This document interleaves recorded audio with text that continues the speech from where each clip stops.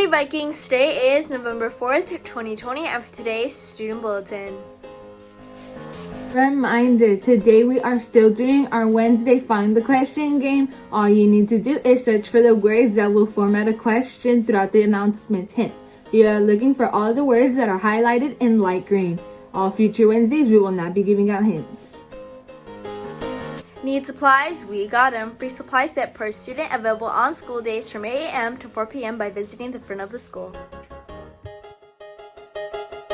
Japan Club is having a movie night this week, tomorrow at 2 p.m.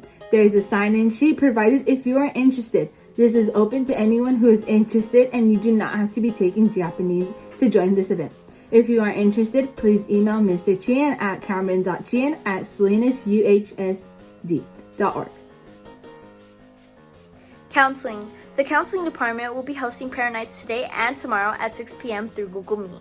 Today's parent night will focus on grades 11 and 12 with English and Spanish sessions, and tomorrow's parent night will focus on grades 9 and 10 with English and Spanish sessions as well. Please share this information with your families, and they can find the meeting links on the NSHS counseling page under the Parent Resources tab. We hope to see you there. Boys volleyball will be having a meeting today discussing important information regarding volunteer conditioning. Use the Google Meet link in the Google Classroom. Code is UF3LXNH. Football. Meeting for all those interested in participating in football workouts will be at 1:30 tomorrow. PBIS Club. Congratulations on October's VIV of the month, Angelina Reyes. Please contact Ms. Schaefer to get your prize. Lunch of your choice delivered to your home. Fashion Club. Fashion Club will meet today at 1:15. We will be sharing our Halloween costumes. Looking forward to seeing you all there. Athletics. Stage 2 of voluntary athletic conditioning starts this Monday from 4 to 5 p.m., 3 times a week. The mandatory student-parent meeting is this Friday, 1:30 via Google Meet. You must attend to participate. If you were in Stage 1, you do not need to attend again. Senior Spotlight. Every Friday, we will have 2 seniors introduce themselves and share what they have been up to during quarantine. Also, let us know if you have planned for after high school. If you are interested in this, you can sign up in your senior Google Classroom. After you send in your video, you will be sent a link to pick up one item from the school store to choose from for free. And for this week's Counseling Wednesday message. Good afternoon, Vikings. This is Ms. Vargas, and I, along with Mrs. Aldana, will be talking to you about the minimum admission requirements for a 4-year university. The minimum admission requirements to be eligible to apply to a 4-year university include the following. 1. Subject requirements, also known as the A through G requirements. 2. A GPA requirement. 3. A testing requirement. And 4. Extracurricular activities. It is important to note that these requirements are specifically for students applying to a public 4-year university in the state of California directly after high school. Therefore, admission requirements are different for those students who will be attending a community college first and then transferring to a 4-year university. Also, for students interested in applying to a private or out-of-state university, it is important that you research the school you are interested in applying to, as the requirements may be different than the ones we are presenting today.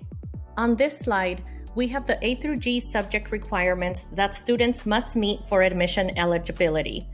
We have the subject area and the number of years that are required in each particular subject. So let's take a closer look. For Area A, or History, students are required to complete 2 years.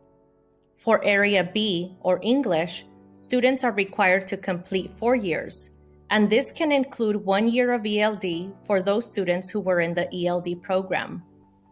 For Math, students must complete 3 years, but 4 years of math are recommended. At North Salinas High School, students take integrated math. Therefore, students must complete at minimum Math 1, Math 2, and Math 3 to meet the math requirement. For Science, students must complete 2 years, and this requirement could be met in different ways. For example, The majority of students at North High will meet this requirement by taking NGS 1 and NGS 2, while other students in the Ag Academy will meet the requirement by taking Ag Biology and Ag Chemistry, and either pathway is fine. Next, we have Area E, or Language Other Than English, and students must complete at least 2 years of the same language. For Fine Art, students must complete 1 year, and for Area G, or the College Prep Elective, students must complete 1 year. A college prep elective may be an additional year chosen from any of the subject areas above. For example, if a student takes an additional year of math, such as calculus, then that additional year of math could count as their college prep elective. Last, students must earn C's or better in every A through G course in grades 9 through 12 to meet minimum admission requirements for a 4-year university. So it's really important that you always do your best and maintain good grades.